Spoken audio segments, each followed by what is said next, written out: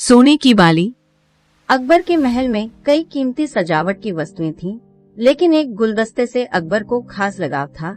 इस गुलदस्ते को अकबर हमेशा अपनी पलंग के पास रखवाते थे। एक दिन अचानक महाराज अकबर का कमरा साफ करते हुए उनके सेवक से वह गुलदस्ता टूट गया। सेवक ने घबराकर उस गुलदस्ते को जोड़ने की बहुत कोशिश की, लेकिन नाकाम रहा।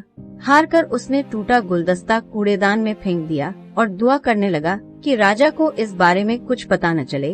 कुछ देर बाद महाराज अकबर जब महल लौटे तो उन्होंने देखा कि उनका प्रिय गुलदस्ता अपनी जगह पर नहीं है। राजा ने सेवक से उस गुलदस्ते के बारे में पूछा तो सेवक डर के मारे कांपने लगा।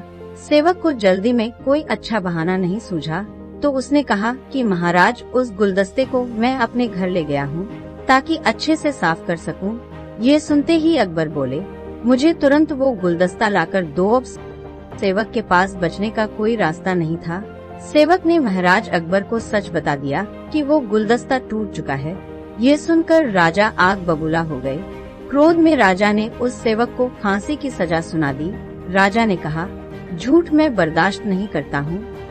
जब गुलदस्ता टूट ही गया था तो झूठ बोलने की क्या जरूरत थी। अगले दिन इस घटना के बारे में जब सभा में जिक्र हुआ तो बीरबल ने इस बात का विरोध किया। बीरबल बोले कि झूठ हर व्यक्ति कभी न कभी बोलता ही है। किसी के झूठ बोलने से अगर कुछ बुरा या गलत नहीं होता तो झूठ बोलना गलत नहीं है। बीरबल के मुंह से ऐसे शब्द सुनकर अकबर उसी समय बीरबल पर भड़क गए। उन्होंने सभा में लोगों से पूछा कि कोई ऐसा है यहाँ जिसने झूठ बोला हो। सबने राजा को कहा कि नहीं, वो झूठ नहीं बोलते। ये बात सुनते ही राजा ने बीरबल को राज्य से निकाल दिया। राज दरबार से निकलने के बाद बीरबल ने ठान ली कि वो इस बात को साबित करके रहेंगे कि हर व्यक्ति अपने जीवन में कभी न कभी झूठ बोलता है।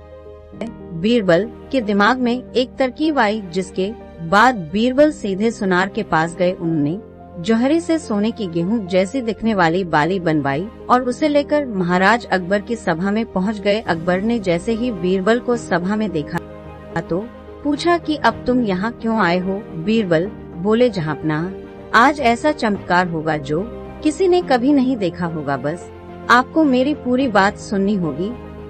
राजा अकबर और सभी सभापतियों की जिज्ञासा बढ़ गई और राजा ने बीरबल को अपनी बात कहने की अनुमति दे दी।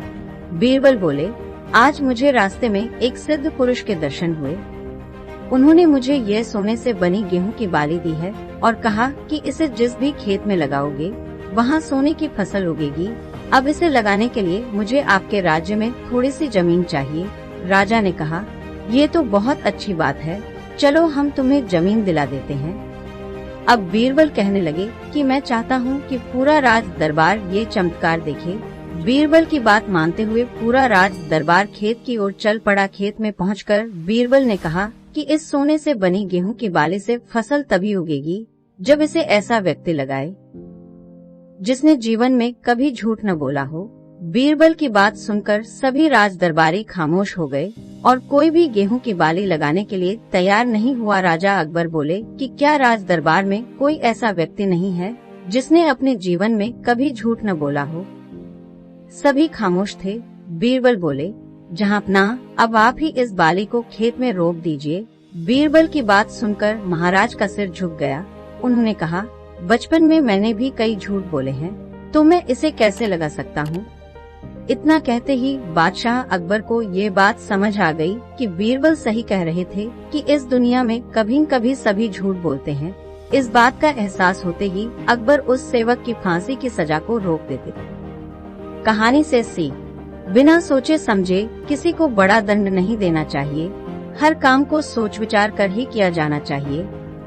साथ ही एक छोटे से झूठ की वजह से किसी व्यक्ति का आकलन भी नहीं किया जाना चाहिए, क्योंकि कुछ परिस्थितियां ऐसी होती है कि लोग झूठ बोल देते।